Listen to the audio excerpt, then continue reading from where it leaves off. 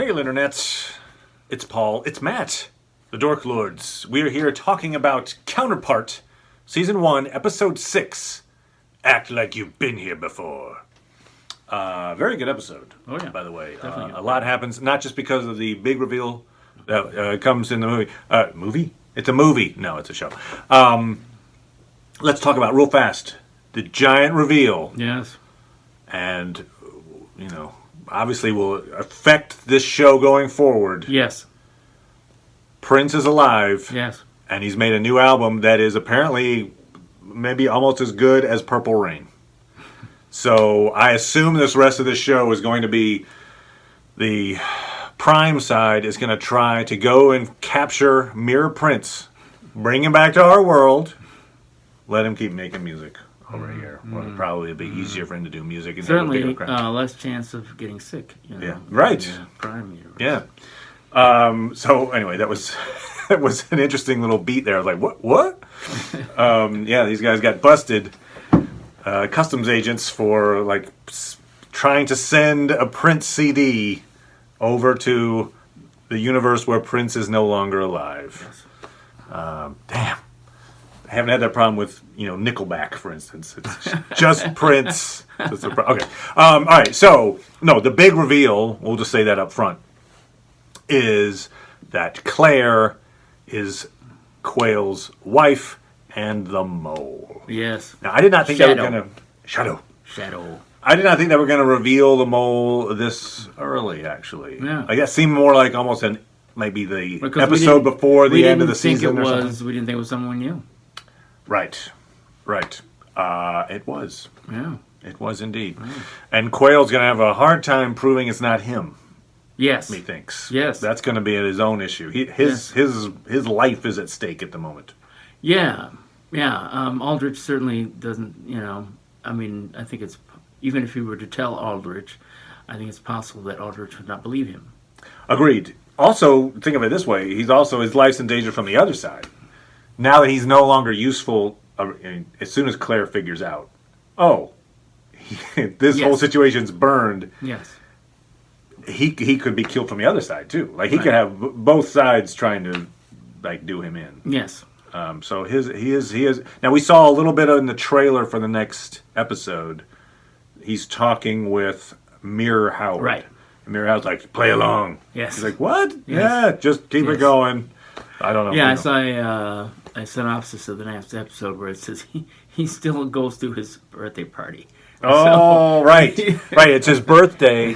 And so, he was trying to spend his birthday with a prostitute and then goes home. She's with the kid. She's like, I put a steak on. You got your friends coming. He's now realized she's the mole. And it's like, huh? What? Because there's a great moment there when he's talking about his birthday to Mirror Howard. He says, I'm having a birthday party tonight. I'm probably inviting the mole into my house. Yes. And Howard's like, Yep. Yes, you are. Little he knows she was already there. So, yeah. I know that we haven't talked about anything else in the episode. Right. I mean, this was a huge development. But, yes, it was a huge development. And to me, of course, it opens up very many questions. Like, for instance, did she kill the version of herself? Yeah, and took her place. I think yes. And at what point did she do that, right? Right. Did she do it before they met or after? Agreed. Was she a mother by then or He's not? such a bad husband. And, I mean, it did occur to me early. Now, I did not get this coming. I didn't see this coming. So I'm not going to claim credit. Oh, yeah, I knew it was Claire the whole time. But I will say the only thing at the moment in this episode when Mirror Howard bursts into the hotel room and kicks a prostitute out and is angrily shouting at Quayle, the mole's talking to you. At that moment, it did occur to me, we've never seen his wife. He is always with some other woman, not at his house. Right. We've seen her dad, who's the diplomat guy. Right. But we've never seen her. And so, I didn't think, that probably means she's a mom. But it just did strike me as odd. Because it's sort of like, he's a really bad spy. Yeah, and he bragging about how things shouldn't get past him. Right. And Nothing gets past me. And it's the stuff you bring it home and are sloppy about, and she steals it, and that's how you're able to tell. Like, wait a minute, this coffee ring that I left on my document. It matches the angle of the same. This document here. It's like, it's a good thing he's smart enough to realize how much he's stupid.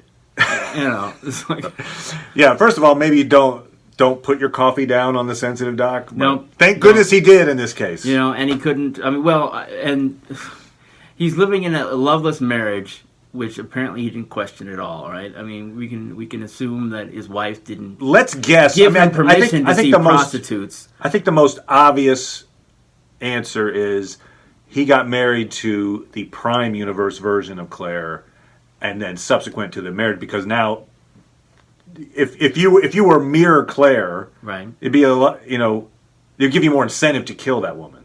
Like, right. Oh, I can just move in, right, and I'm already set up, as opposed to right, I'll kill this woman, then I'll meet with him and try to get it. You know what I mean? Like, there's a whole lot more you have to do instead of just step in. Yeah, that's true. So I feel like it was after they got married, and he was just so absent from the relationship he didn't notice.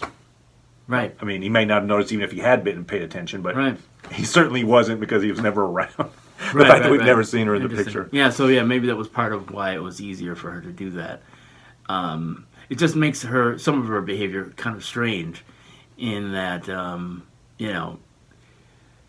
the reason why she ended things with Baldwin in the first place may have nothing to do with the fact that she's on this mission. Right. Or I should say, should have nothing to do with the marital parts of that mission. Maybe because she is on that mission and she's like, hey, I'm doing this, I can't, It's not like, I want to be faithful to my husband who's cheating on me, right? Don't we have to assume that she knows that he's doing that? I mean, it's not like, keep him in eye. I guess he's doing all this crap that...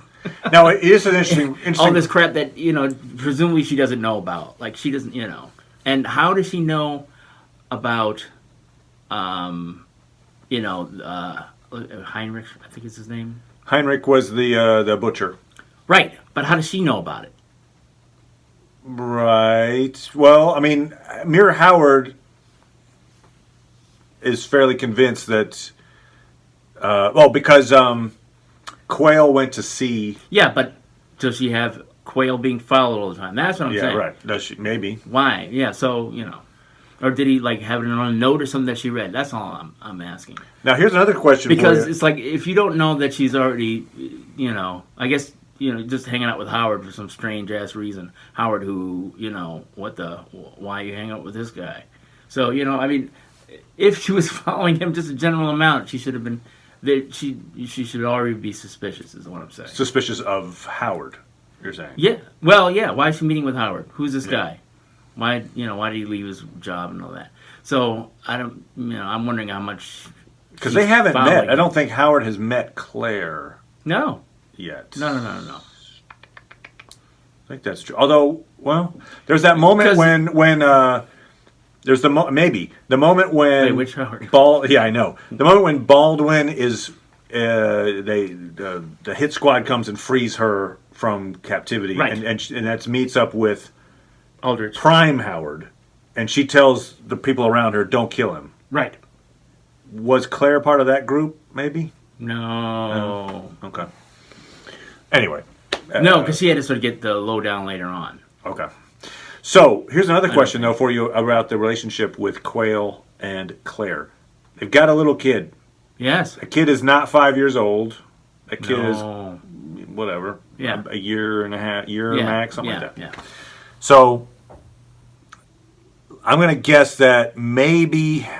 We know that 5 years ago, the Mirror side did this, kill off a guy, kill this guy, Walter, who was a director...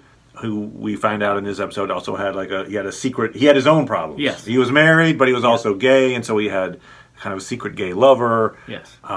Which had nothing to do with why he was killed off, but he gets bumped off. Right. And that makes room for Quayle to step up. Okay. Yes. I'm just wondering where in the timeline Claire comes in. Now, maybe she comes in, maybe they replace her after. Ah. But still... I just wonder if this kid is her kid. It Right, I probably hear is you. her kid, right? I would think. I mean, And you know, a year ago, she's probably been in that place for a while. I would think. I mean, of course, it could have happened. Yeah, we don't know when it happened.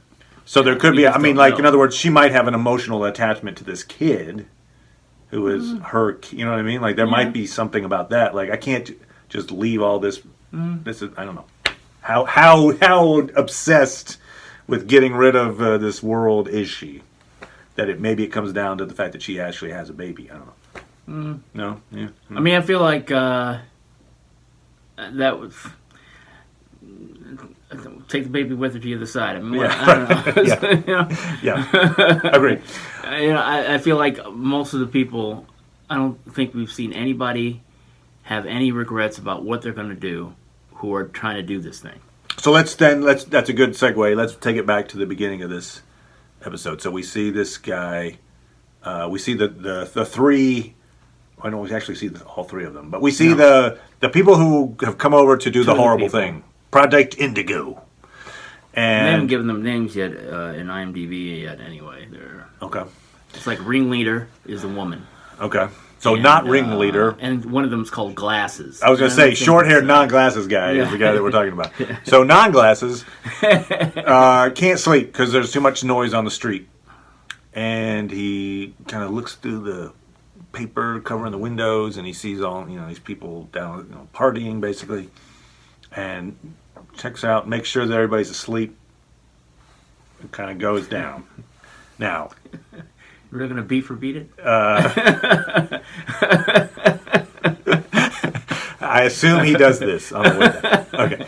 I mean, you see some people, you interaction with them, like they're wanting to take a picture, so you have to use he has a no cell idea phone for how the to use a first cell time. phone. And she kisses him, and he goes back to tell, to be Ringleader. discovered by Ringleader. And Ringleader's she's like, "What are you standing doing?" And he's like, "I just wanted to get out, see something." Yeah, and she's like, well, what did you think? He's like, oh, they're filthy. They deserve to die. And we do see, though, so the kiss on the cheek, obviously something he wouldn't have experienced either. So the phone, the groups of people on the street, and the kiss on the cheek are all things those new to him. At least in a while, anyway. And in that moment, that's actually one of the cool things about this show, is it takes seemingly innocuous things and makes them feel dangerous. And in that moment, it's really dangerous for him. Like when he's answering Ringleader, if he says the wrong thing, he's dead. He's like, you know what? This place is actually pretty cool. I don't know that we should. I mean, I think like in his world, it's really dangerous to start thinking sympathetic thoughts for the other side. And I don't think when he goes down there, I don't think he's going down there to prove that they suck. No. I think he's kind of interested. I think he's like, oh, what's going on down there? To me, it reminds me of, the Soviet Union. I just recently rewatched Moscow on the Hudson. You ever seen the movie? Robin Williams. Yes. Yeah. Yeah, so it starts off with Robin Williams in Russia, and he's a part of a circus troupe that's going to visit America. And at least one person, a friend of Robin Williams, wants to defect to America. Because before the fall of Berlin and whatever. Mm-hmm. So he's like his friend. He's telling his friend Robin Williams, like, "Look, you tell me this. I'm supposed to turn you in." And when they're over into America, one thing they're all saying, "Oh, look how decadent it is." So they're supposed to automatically have a negative view of America because of where they are, because we have a better system or whatever. So to me, it feels like that, where it's like, we're doing this thing to sort of overturn them. Of course, we should have negative feelings about them and want them to suffer. So he probably feels that about the people, but maybe he's just sort of saying that. It's like, don't worry, I'm on the page with what we're supposed to do. Which these people are nice enough. Maybe he feels. But I think he has to say it believably enough. Yeah. If she didn't believe him in that moment, I don't know if she'd kill him. well, maybe not. She kill might him need right to be off, like, but- "Oh, we're concerned about you," and blah blah blah blah. Yeah. I mean, to the extent that the conversation that they had with I forget the turncoat's name, the mole Shadows. Claire. So to the extent that Claire, he's like, "Oh, you're gonna go kill your ex-lover, right? Yes, you can count on me." it's like, there are certain things that these spies have to do, and but you do them or you don't do them. Well, I mean, just in the idea of taking innocuous moments and making them feel dangerous. Another one would be... And talking about them for 15 minutes. Yeah. Would be the moment where Baldwin, we saw that relationship coming, and sure enough, she has a relationship with the woman they gave her the free soup, whatever. Yep. And so they go back to the apartment. They have this intimate evening. Yes. But even at that, she's like, wait a minute. This person could easily be setting me up. So she goes and gets the gun, puts it under the bed. Yeah. It's kind of like, wait, when she gets it, like... Yeah. And so again, it's like what seems to be like, oh, this is a lovely moment where somebody found a... Nope. Maybe. Is it? I mean, it's cool. I like that. Oh, yeah. No. It says a lot about her character. I mean, we were thinking that there was a chance that she might try to work with Howard. Either Howard or whatever. Still might. Well, yeah, but it seems like less... You did mention that you thought she'd either work with Howard or go try to finish the contract. Yeah. She's trying to finish the contract. Yeah, I think that's more likely. I mean, if I feel like even more now, since she's really committed to it, I don't think she has a stake in anything larger than herself too much. And so if she's going to ally with him, it might be very momentary. Like, okay, she wants cash, basically. Cash, well, like, and please don't kill me. Their objectives just sync up for a little bit. Like, they don't know that she's got to kill some people, so she'll kill them. Or, she's killed other people and she's got to get out. So she's already gotten her money, and maybe, in order to get out, she might work with them a little bit or something. I mean, I would say on that note, one, I don't think once I did the contract, I would feel confident they were going to pay me. I would think you might very well just end up dead after you finish the contract. Right, and she's confident that, then she feels Claire like by the rules they play by, Claire will theoretically she'll get I think paid. She trusts Claire enough to get her money. Yeah. Doesn't trust her with her life anymore. But, if she kills the people, it's like, well, come on, that's what they want in the first place. Right. Why can't I get my money? Please? The other thing is, get to it. She's like, I'm going to do this contract. Anyway, I'm going to go have a date, and then I'm going to hang out at this party. I would not have minded a line or two, presumably with Claire, who's, the only person she can actually talk to about doing this thing, about I'm going to lay low for a little bit because, the window that I need to do it won't be until later time or something.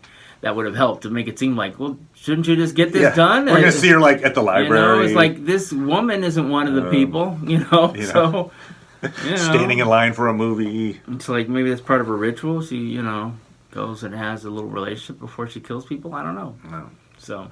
So the Claire thing, good point too on the fact that episodes ago when we saw them, the first time we saw Claire. Yes. She's talking with Baldwin. Yes. And we realize, she's her ex or something. Yes. And Claire says something like, I'm unhappy, or I forgot how she put it, like lonely, or she described her feeling in that moment. And I got out of that, I think at the time, like, she's a spy, and this is the only person that she can, communicate with. Now put in the context, too, of, and by the way, I'm also married, and I have a kid, and I have this house and this other life, but it's not real. So when Baldwin says that line in this episode, like, I pity you. Yeah, everything about you is fake. Yeah. It's like, oof. Yikes. Okay, so to try to go back somewhat chronologically, we've jumped around a bit here. All right, we have the customs agents issue. Prince is alive in the mirror universe. So that's cool. We're going to bring him back. I assume next episode that's going to happen. It'll be great. Ian is about to bump these guys off for... Well, certainly scaring them. Yeah, he says, you break the code, something. I don't know. He's got a gun at their heads. Yeah. Okay. Anyway, he gets the phone call. What if he's going to kill them? He should have said, okay, kill them. Yeah, exactly. But he doesn't say that. He says, put him in a black box for 3 months. 3 months, which they don't seem to like. No, it's So- almost worse than dying, I guess. I'm like, you realize they're not shooting you in the head, so that's probably a win for you.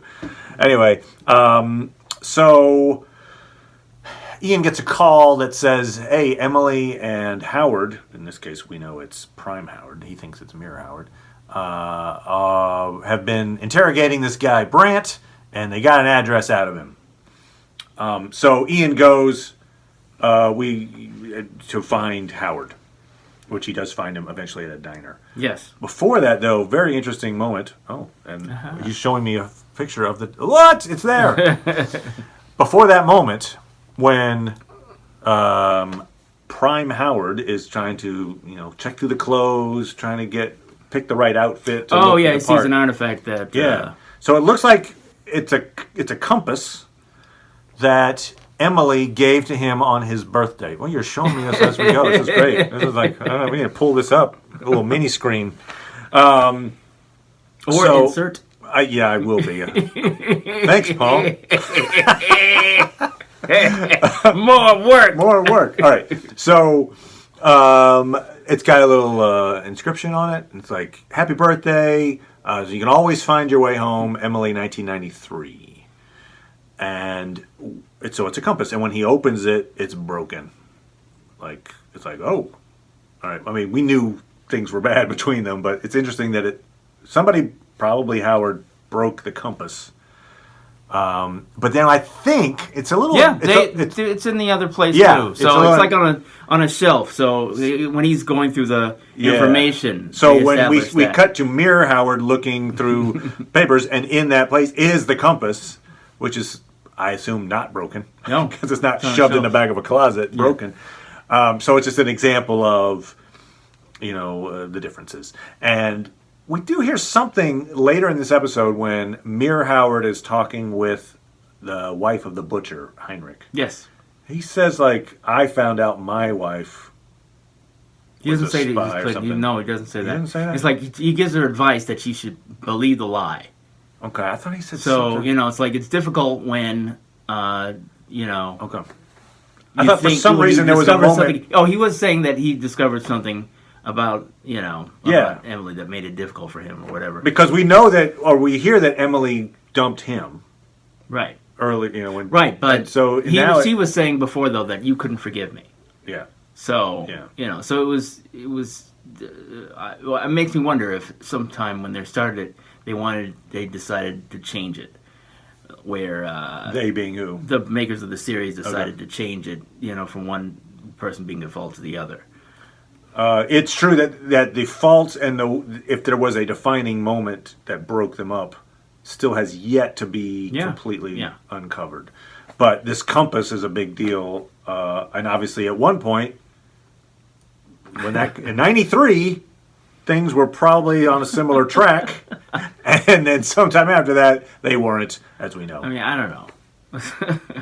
I'm just saying we should move on. All right. No, I just thought it was an interesting thing. It's interesting. The fact that it's broken was interesting. Okay. It's interesting. I don't know. We don't know what's important yet. Right. So Prime Howard goes out into the mirror world. I think this is probably where the title of this show, Act Like You've Been Here Before, comes in, because he's trying to pretend. He goes out into the world pretending to be Mirror Howard, which again, seemingly innocuous thing, go to a diner, is a dangerous thing. It's just like, it could be life-threatening. And sure enough, Ian and these other agents show up, and they're like, we want to have a chat with you at the optometrist's office. No, it's at whatever. It's this lie detector thing that looks like you're A, B, A. Okay, no. So they go to this place. The guy who's running running the lie detector, his name is Casper. He comes in. He becomes very important, actually. Yes, he does. But Ian sits Prime Howard down, starts asking him questions that only Mirror Howard would know the answers to, and so Prime Howard's like, I don't know. And then, it's almost a silly beat, because then Casper's like, he's defeated the test. Yeah, he's so good now. He's so good. He's even better than before. Right, he's beaten the test. Yeah. And Ian can't... It's a little bit to Ian's discredit. that he can't figure out why. I mean, at least suspect. Remember, Emily figured it out right away. Now, she would obviously know more because she's been around the other Howard. Yes. But so but it shows you more how much he's trusting Emily. Emily would know and didn't tell him. all right. So really, it's like one of those. I'm sure once he finds out, he'll be like, "Why didn't you tell me before? You would know." So the fact that she's, still saying actually that Howard's helping me, not like which Howard, is she's lying to him and she's trusting him. Yep. And he's not behaving like he's anybody else. So, right. I'm just saying. It's one of those. How often does that happen? Right. That's all. How often does that happen to people switch? Good point. I mean, it does happen. We know that the mirror side's been sending people over. Right. Just how often does it happen in reverse? Right. Yeah. But it might occur to me if my job was like in this idea of like there's two universes and we're keeping this secret, and boy, this guy's acting a lot different than usual, and not that different. Well, he does. Remember in the diner, it's like, oh, you don't have a pithy remark back. That's weird, but only because he's got all these people around him, and maybe he's. I'm just saying. No. I won't let you. If I'm a really high class agent, it might occur to me this guy is a mirror. Okay. Anyway, all right. I don't. Fair enough. No, I'm not saying he should be fired. I'm just saying. Saying you should have known. Is that what you're saying? Maybe at least how do we have a check? I don't know. Yeah, they don't obviously. Although, let's bring up that point, because this comes in fairly quickly after this anyway. Heinrich is dead. Yes. We knew that was coming. Last episode we said, they didn't show him die, but he's dead. Yes. Yeah, he's dead. Yeah. Okay, they cut off his fingers. That was pretty gruesome. Yeah. And then we find out they also pulled his teeth. Yeah, took his teeth out. So he couldn't be identified. Right. Okay. Does that mean, and probably so, that tooth wear patterns and your fingerprints, because they are affected by your environment, are different between a mirror and a prime? I don't think so. You don't think so? No. I'm just saying maybe that would be a way you could tell. You'd be like, fingerprints. Oh. Yeah, I don't think that's what they're saying. Okay. I think it's I think he's got a false identity in this world. Sure. And so if they got the fingerprints, they could see what his real identity was. They shouldn't, if the fingerprints were different, then why would they have that information about another world? They wouldn't. They would only have it about the people in their world. Right. So. I'm just saying maybe that was a thing. It's a way to identify. I don't think it is. Okay. I don't think it is separate from where they are. Okay, so back at the lie detector, in some ways we see that Prime Howard is acting like he's been there before. He's taken it pretty well in stride, and is not just freaking out like you might suspect Howard might have done in episode 1. He said he was terrified. He did say he was terrified, but he said it in such a casual way that it sounds sarcastic. I'm terrified. I feel like I'm smart enough to tell the truth in this moment. Yeah. But so he even kind of turns the tables on the questioning and starts kind of asking, he's talking to Ian about his relationship with Emily, and he makes a kind of interesting observation, pretending that he's Mirror Howard, but actually making an observation about Mirror Howard and about Ian to say wow, Emily just really chose some assholes. Wow, Mirror Me was a horrible person. Got rid of me. Went straight to you. You're also a horrible person.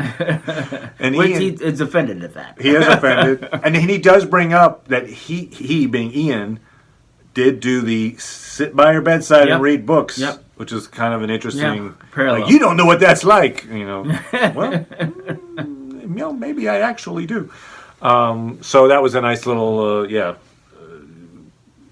analog to the real world in which Prime Howard's been reading books for Emily at her bedside. So he, meanwhile, Emily gets some time off. She's back in the company. She's like, hey, you're right. I've been having some troubles. Can I just get some time? Because she wants to go investigate stuff on her own. And she kind of just needs to separate herself from the office for a little while. They agree. Fine. Take as much time as you want. She, on her way out, she kind of, talks to her friend that she gave friends. to investigate the address, and she says, it's not one of ours. We don't know anything about this address. It's not a company address. And by the way, I saw Ian take Howard into interrogation room. You might, I don't know, interesting. She's like, what? Because Emily knows. Oh my God, that's prime Howard. Yes. Having to pretend that he's Mirror Howard to an expert spy. That doesn't sound good. So she quickly gets down there, and You would argue it's not expert. I would argue they should have figured it out already. They didn't. All right, dummy. All right. So Ian asks a fairly inappropriate question for that moment, which is like, "Are you still in love with your ex?" Like, okay, what does that have to do with anything? Inappropriate? Because I feel like he's only asking that because personally, Ian is like jealous, potentially of Howard trying to get back Potentially in. jealous, but I mean, what's she doing with him if she's, is this... So you think it's related? I guess. Okay. Yeah. All right. I think. Why are you I thought it doing- was more of why are you Ian being like supporting him and Hey, everything he's done to you and everything. you trying to move back in on Emily. You trying to kick me out of the relationship. That's kind of what I got out of it, more than for very professional reasons. I want to know. No, but what are you doing? That's it. That's what you do. So he asked a question, which would be tough, because he probably would like to lie in that moment, but Prime Howard's probably gonna, in order to try to tell the truth, would say like, yeah, yes, I don't know.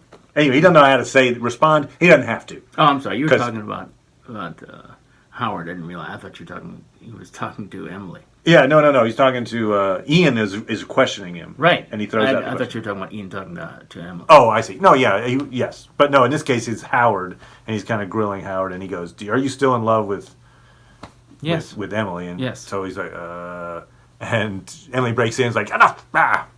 And then she confides in Ian, yeah, I've been working with him. We got an address. It's not related to company. It's out in Potsdam. And we're going to go out there and check it out. Yeah. Of course, then Ian's like, well, I'm coming with you. And let me say this really loudly so anybody who happens to be, he's a bad agent. There you go. Anybody who happens to be a mole will know it and tipped him off. And that's exactly what happens. Casper calls Pope Yes. on one of his many phones. Got a bunch of flip phones. But apparently that's what they have over there. So Yeah. And so they do the little code thing, or he's like, oh, it's yeah, they have the delivery order. a coded way of talking to each other. And then he being Pope, calls this place in Potsdam, I assume, Yes. to say, hey, dry cleaning. Oh, sorry, my mistake. Boom. What that triggers is, I assume that Potsdam is the school. It's where they've been training these agents. And he just told them, people are on their way. You better get rid of everything. Yeah. So by the time they show up, piles of stuff are being burned. Right. And like the evidence of the school is being erased. Right. Which it was also interesting there was like when they turned into the driveway, I was thinking, really? Like maybe they had scouted this thing out so well they knew, oh, it's a long driveway, and if we come into the woods and then turn the lights off, I'm thinking, wouldn't you try to like, if you're trying to be stealthy, I don't know that you drive in with your headlights on and then go, oh, let's park, and then we'll get out and like sneak out. Like maybe you sneak in from the main street. Don't drive into the driveway first. You're like, it's easier if we just drive into we'll go to the roundabout and then we'll honk and then we'll sneak out. Anyway, but they know what they're doing. They didn't alert any suspicion, and they sneak up on the house and they see these people burning books and such. Yes. Kind of Fahrenheit 451 style. Sure. We do see in the trailer for the next episode there's like a school setting. I think we're going to learn about maybe Claire's training is Maybe what I'm so. guessing. Maybe Like it's going to be a flashback Maybe to so. when Claire was at the school. We still don't know who's running the school. Have we The seen any she. flashbacks before now? Oh, yes, we Yes. have. Emily When they, getting hit by the car. Not only Emily getting hit by a car, I forgot, we actually saw the Baldwin's childhood, too. Right. Good point. So, we've got then, we talked about the Heinrich thing, and that's a pretty important scene too, where Mira Howard is talking to the wife, and he gives her the money. He finds the money that Yes. Heinrich laid aside. It's like, Yes. don't call the cops, but don't show them this. Yeah. And just believe the lie. Like, if you love this person, then you have to love the lie. Because she doesn't know how to handle this thing. Like, did I actually love this person? Is Yeah. this a person? And Is that's this a person huge. real? It's a huge thing for this whole show. I mean, Yeah. Baldwin keeps following these relationships, and she goes to the funeral of her other self, and you hear this woman give a eulogy, which is like, I'm not sure that I even knew her, but Yeah. we had a relationship, but who was she? I'm not exactly Right. sure. And she was in love with someone who wasn't a spy. Right. She was just in love with this violinist who was just so lonely and hurt by her upbringing, presumably. Yeah. Yeah. Who was hiding it all in, keeping secrets. I wonder if that's something we're going to see as another commonality between these other people who are yet to be assassinated. Is alienation in some Right. way. Claire obviously is alienated. Right.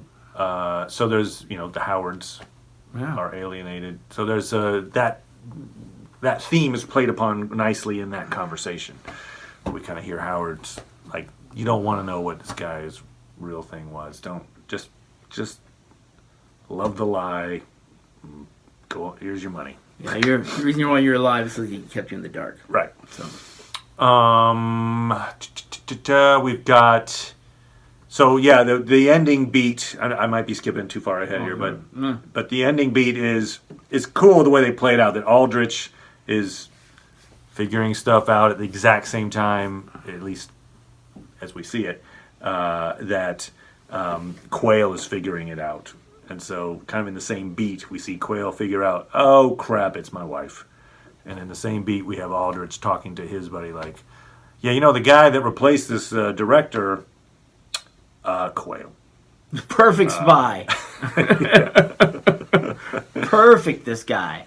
Aldrich's conversation with the love interest. That's another alienation thing. Yeah. Walter, the guy that got bumped off with a fake heart attack. Well, it was a real heart attack, but probably poisoned in some way. Yeah.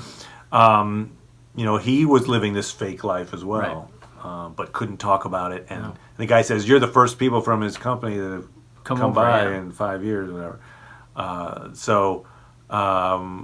It just. And that's obviously not a theme exclusive to this show, which is spying is a lonely job.